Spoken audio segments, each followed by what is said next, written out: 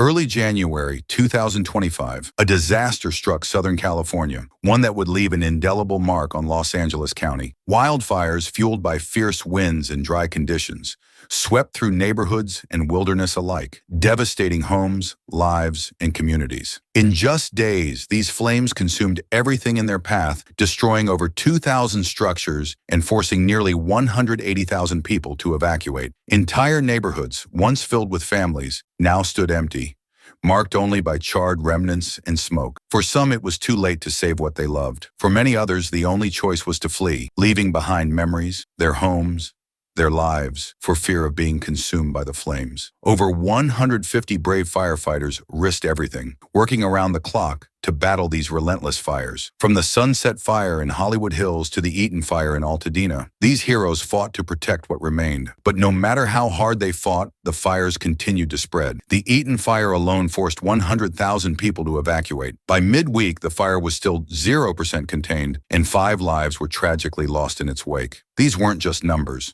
They were lives, mothers, fathers, children, gone in the blink of an eye. The fires left not just physical destruction, but emotional scars that will take years to heal. The Palisades Fire devastated 17,000 acres of land. Entire neighborhoods along the coast were decimated, and families had to flee, some even on foot. Hundreds of homes were destroyed, and businesses along Pacific Coast Highway were lost to the flames. Helicopters, fire trucks, and emergency responders worked tirelessly, but the sheer scale of the fires meant they could only do so much. Still, they pressed on, their courage unwavering. But in the face of tragedy, the community came together. Strangers became neighbors, and neighbors became family. Donations poured in, shelters were set up, and people came together to help rebuild what was lost. As of now, the fires have not yet been fully contained, and dangerous conditions remain. But even as the flames continue to burn, there's hope.